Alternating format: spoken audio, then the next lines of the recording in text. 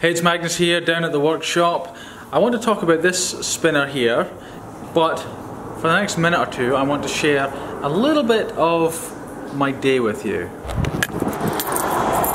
Right, so today I am in a place called Rotorua, around an hour from where I live. Remember yesterday, or you may remember if you watched yesterday's video, how I finished it early because there was kind of like a cyclone thing coming in. Luckily I did finish early because the road was closed on the way home. Like we missed it by 20 minutes or something because trees were falling and that kind of thing. There was a pretty full-on storm last night and I went down to the beach today. A beach which is usually clear of wood, no wood on it, nice and sandy. And this is what was on the beach.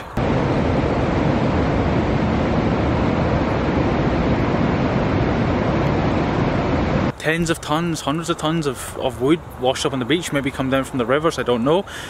What I'm doing now is, me and a friend, we are going to some geothermal pools. So a couple of things. One is like a walk, there's sort of like volcanic activity and all that sort of good stuff. Sorry for the noise, right next to a road. And after that it's like a spa type thing. I'm not sure how much I'll be able to record, but I'll do what I can.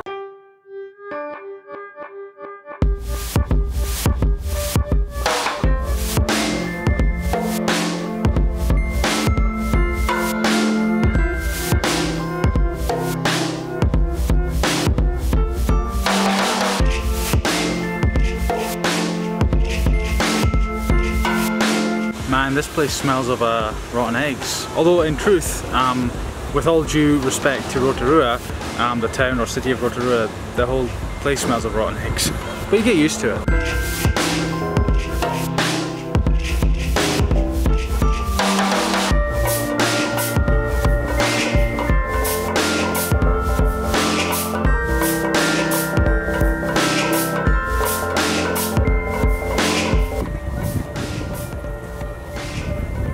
Man, it's getting smellier and smellier, but it's good, it's all good. It's I think the woman said these pools are like 120 degrees centigrade, something like that. Hot.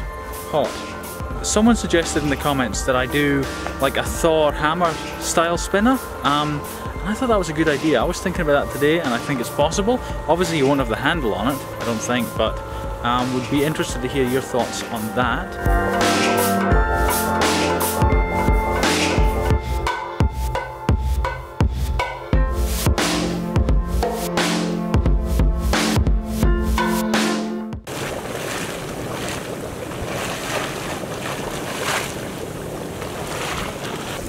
You do not want to fall in there.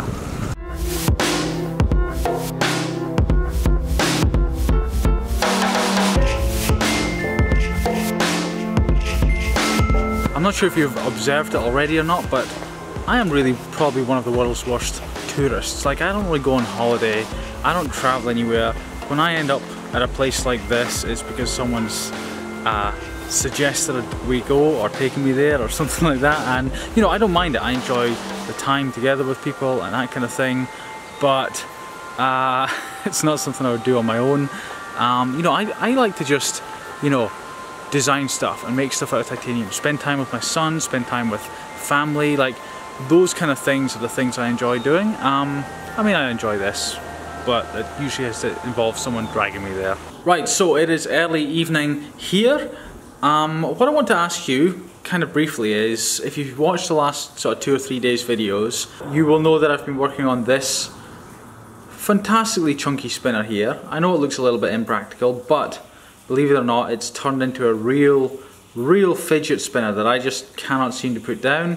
I still have buttons to make and put on it, sort of finalize that, but other than that, it's pretty well finished.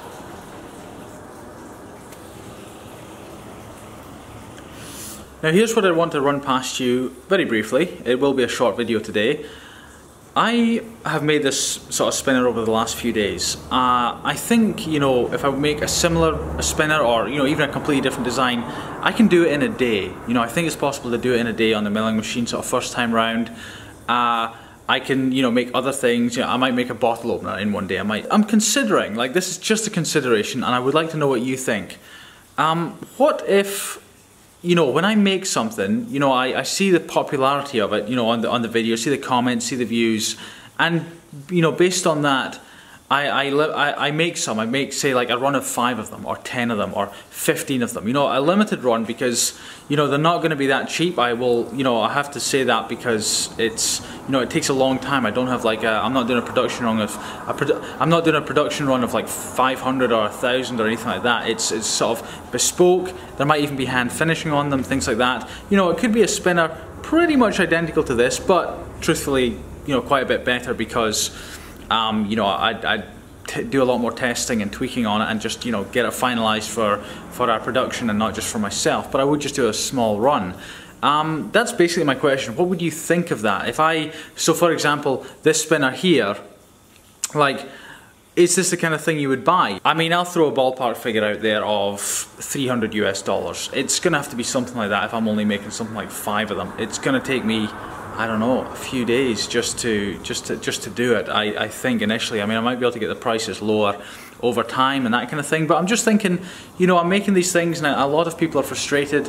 They're like, you know, oh, that's great, Magnus, but why won't you sell me anything? Well, I think this might be a way to do it, you know.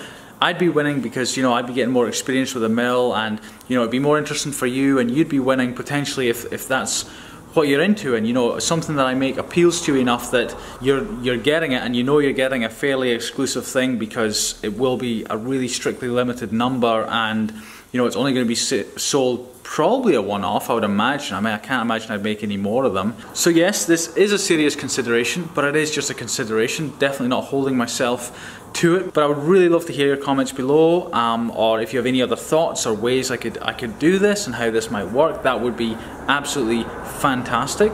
I will of course leave you with a quote. It is by Seneca, and he said, "Enjoy present pleasures in such a way as not to injure future ones."